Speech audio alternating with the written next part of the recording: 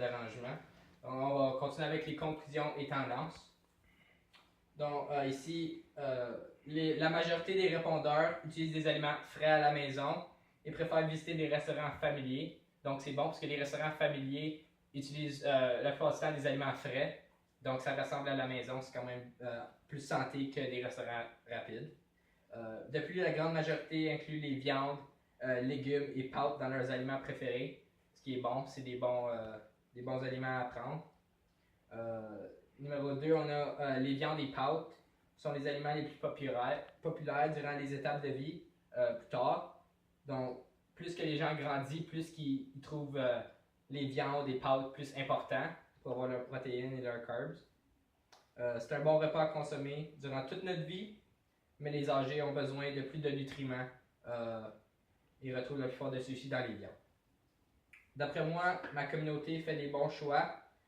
Grâce au fait que les aliments utilisés sont frais, les restos rapides sont rarement visités et les gens qui souffrent d'allergies et ont maladie en prennent soin et restent loin des aliments qui leur causent des réactions. Donc, je vais parler des styles de vie de ma communauté.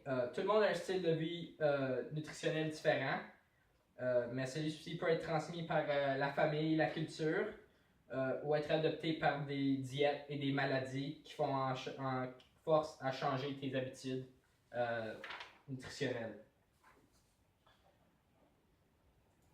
On va parler des maladies dominantes, surtout dans ma communauté, mais partout aussi au Canada. Il y a plusieurs maladies qui empêchent les gens à manger comme ils le veulent. Par exemple, il y a des allergies et intolérances qui rendent les gens qui consomment certains aliments malades. Il y a aussi la diabète qui a lieu quand quelqu'un consomme trop de sucre durant sa vie. L'obésité est aussi une maladie très populaire qui devrait être réduite et contrôlée, surtout ici au Canada. Une dernière maladie serait les troubles digestifs qui peuvent prendre place avec les années si tu ne prends pas attention à ton alimentation, surtout avec l'âge. Je vais avoir des causes de malnutrition. Il y a 3 faits que moi je trouve importants dans ma communauté. Premièrement, les publicités, les fausses publicités des restaurants rapides et aliments moins sains. Les publicités sont exagérées et parfois même fausses. Donc les gens pensent qu'ils font le bon choix, mais vraiment ils mangent des aliments qui sont vraiment pas bons pour la santé. De plus, il y a beaucoup plus simple que manger au restaurant rapide et que préparer le souper. Les gens aiment mieux manger comme au McDonald's à la place d'aller à la maison préparer un vrai souper. C'est mieux pour le temps, c'est mieux pour l'argent aussi.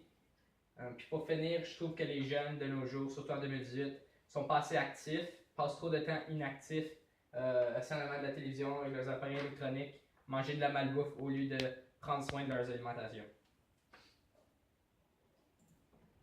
Je vais parler des grandes tendances actuelles et leurs effets. Donc, je vais parler surtout du végétalisme, de la diète keto et la diète paléo, donc de nos ancêtres. On va commencer avec le végétalisme.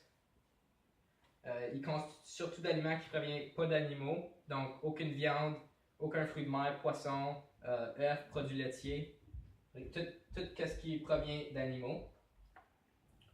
Donc, on mange surtout des légumes et fruits, des aliments biologiques, céréales, blé entier, substitution de viande comme du tofu. Si tu adoptes ce régime-là, il y a quelques effets positifs sur la santé. Tu auras plus d'énergie, tu vas peut-être perdre du poids même, puis tu auras une grosse diminution de chances d'attraper des maladies comme le cancer, tout ça. On va y aller avec la diète keto. Celle-ci est un petit peu compliquée. Dans une journée, tu peux seulement englober 50 grammes de glucides. Donc, un petit peu intéressant, une banane contient environ 15 grammes de glucides. Donc, c'est pas beaucoup de glucides dans ta journée.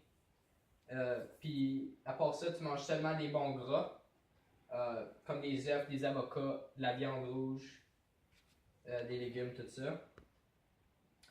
Des aliments à éviter sont les pains, riz, pâtes, autres aliments riches en glucides.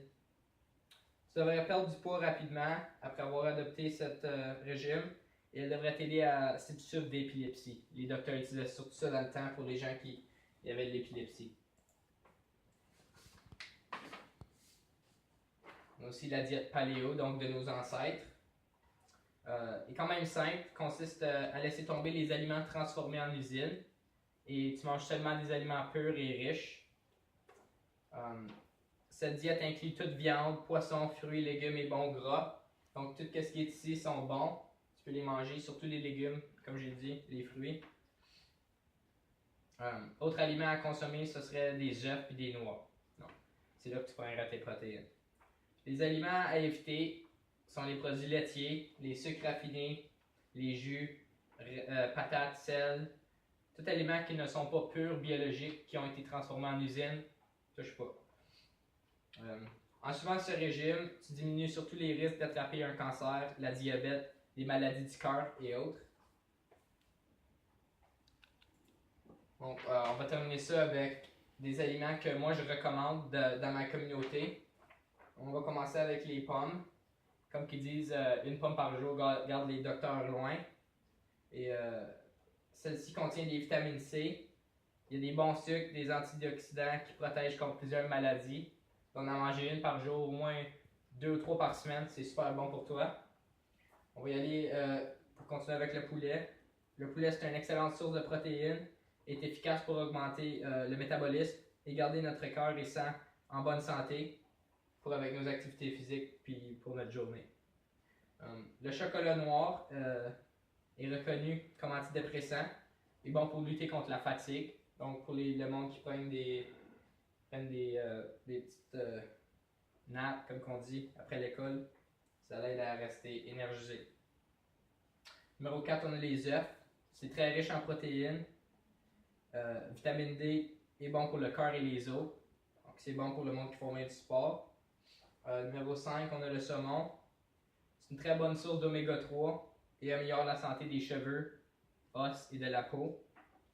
C'est bien pour la santé du corps. On va finir avec le brocoli.